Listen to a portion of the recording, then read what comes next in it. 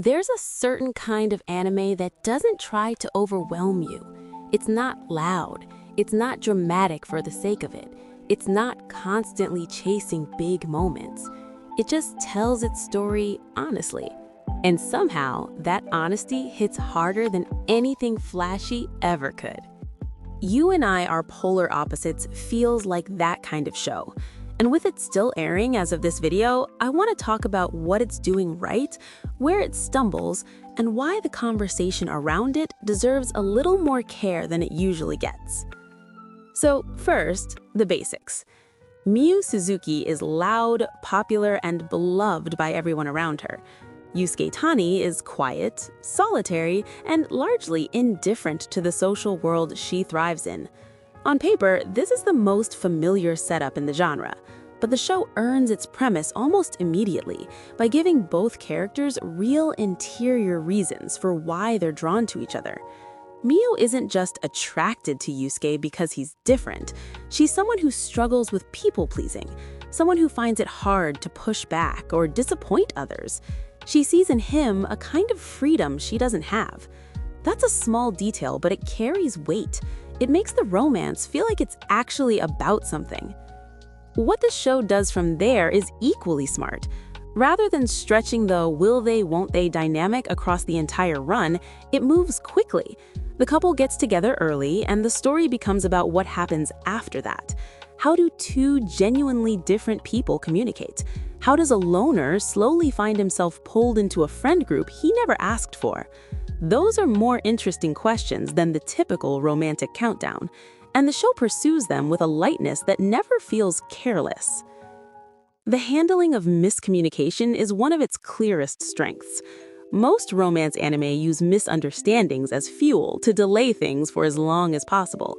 This show does the opposite.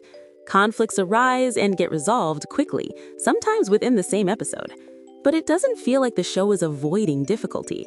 It feels like it understands something important, that watching people actually talk to each other, imperfectly, vulnerably, is more satisfying than watching them avoid each other for weeks.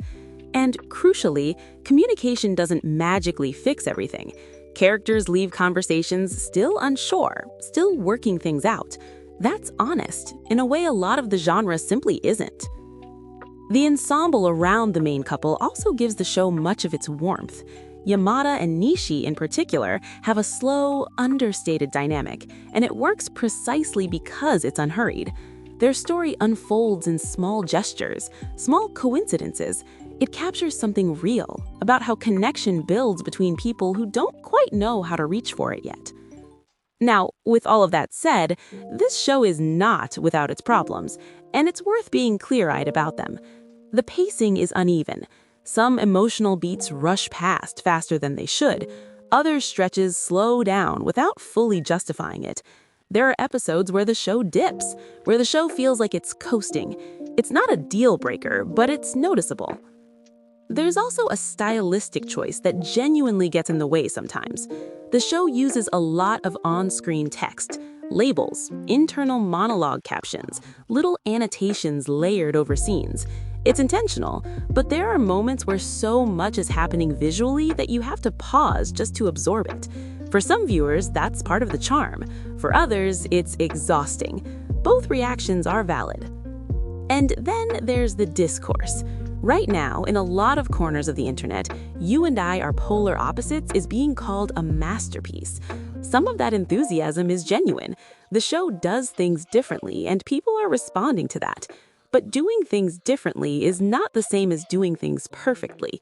The show has structural weaknesses. It has slower patches. Some ideas are more fully realized than others. Calling it a masterpiece while it's still airing, before we've seen how it lands, feels premature. It's a very good show, possibly a great one, but hyperbole sets expectations that are hard to meet. What's worth appreciating, without overstating it, is that this show treats its characters like people. It takes the emotional logic of its relationships seriously. It finds a way to be genuinely funny without undercutting its quieter moments.